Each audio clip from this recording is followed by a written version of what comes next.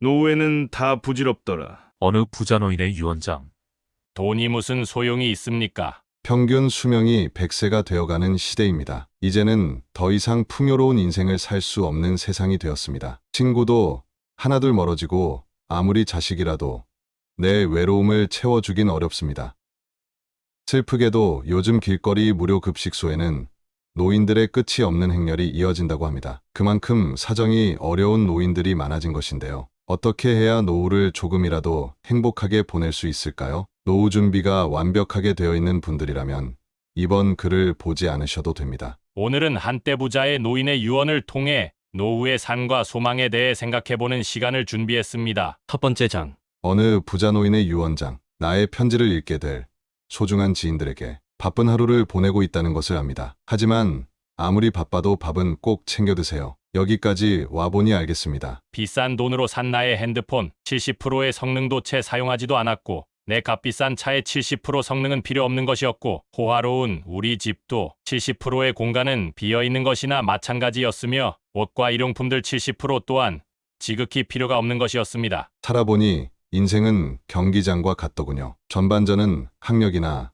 지위, 권력, 돈을 갖기 위해 애써서 살아왔고 그런 것들이 높고 많으면 이기는 것인 줄 알았습니다. 하지만 후반전은 달랐습니다. 전반전은 승리를 위해 청춘 바쳤던 하나밖에 없는 몸이 혈압이나 당뇨, 혈당, 요산을 낮추기에 후반전은 급급했답니다. 전반전은 나보다 높은 감독의 명령을 따라야 했고 후반전은 나의 명줄을 잡고 있는 의사의 명령을 따라야 했습니다. 이제야 알겠더군요. 전반전에서 높이 쌓았던 모든 것들이 잘못하면 후반전에서 누릴 수가 없다는 걸 말입니다. 하물며 경기도 중간에 쉬는 시간이 있거늘 나도 쉬어가며 갔어야 했던 것을 전반전에서 앞만 보고 정신없이 살았던 날들이 이제는 씁쓸한 추억으로 남았습니다. 나의 편지를 읽는 아직은 건강한 여러분들에게 딱히 아픈 곳이 없어도 잠자는 거 아까워하지 말고 음료수만 좋아하지 말고 물 많이 마시고 괴로운 일 있어도 훌을 털어버리세요.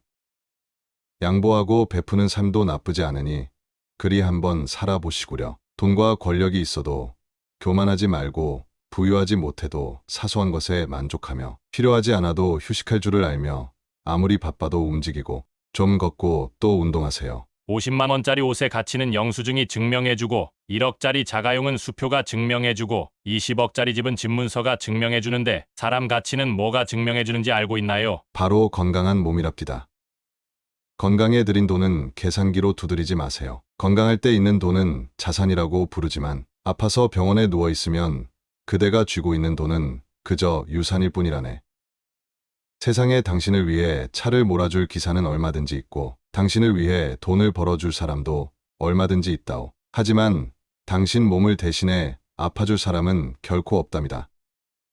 물건을 잃어버리면 다시 찾거나 사면 그만이지만 영원히 되찾을 수 없는 것은 하나뿐인 생명이라오. 내가 여기까지 와보니 돈이 무슨 소용이 있는가. 내가 죽으면 나의 호화로운 별장은 내가 아닌 누군가가 살게 되겠죠. 내가 죽으면 나의 고급차 열쇠는 누군가의 손에 넘어가게 되겠죠. 많은 재물의 욕심은 나를 그저 탐욕스러운 늙은이로 만들어버렸고 내가 한때 자랑으로 알고 쌓았던 많은 것들, 돈이나 권력, 지위 등 이제는 그저 짐에 불과할 뿐. 그러니 전반전에 살고 있는 사람들아, 너무 애타게 살지들 마시고 후반전에 살고 있는 사람들아, 아직 경기는 끝나지 않았으니 행복한 말년을 위해 지금부터라도 자신을 사랑하시라.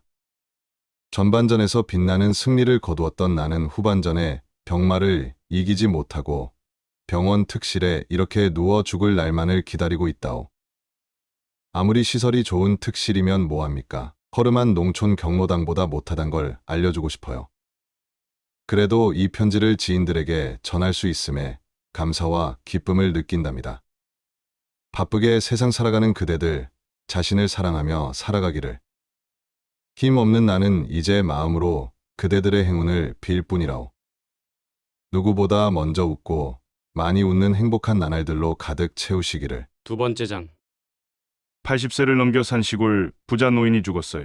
그는 노후에 재산도 많아 남부럽지 않게 살았지요. 건강도 죽기 전까지 좋았고 지역사회 활동도 많이 해서 사회적으로 명망도 받았어요. 자녀도 서너이나 두었는데 모두들 여유 있게 살고 사회적 신분도 좋았지요. 그런데 그는 남은 재산 대부분을 자신의 후처에게 남겨주었어요. 집에서 기르던 개에게도 땅 마지기를 재산으로 남겼지요. 자녀들에게는 조금씩만 나누어 주었어요. 그러자 자녀들이 반발했어요. 다른 사람들도 어떻게 그럴 수가 있느냐며 노인을 비난하였지요. 늙은이가 망령이 들었지. 후처한테 쏙 빠졌던 거야. 젊은 마누라 마술에 걸려든 거지. 후처로 들어갈 때부터 뻔한 속셈이었어. 특히 기르던 개한테도 땅 마지기를 준 것에 대해서 사람들은 의아해했지요. 자식들이 개만도 못하게 되었다고 비아냥거리기까지 하였어요. 그 노인이 70세가 넘어서 늙은 아내가 죽고 몇 달이 지나지 않아서 30대의 젊은 여자를 후처로 맞아들일 때에도 사람들은 말이 많았었지요. 그때 그는 몸이 불편하지도 않았고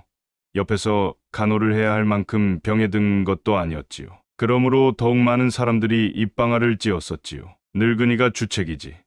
그 나이에 무슨 재취야. 아마 기운이 넘쳐나는가 보다. 그래도 그렇지. 어떻게 젊은 여자를 맞아들여? 막내딸보다도 더 젊어요.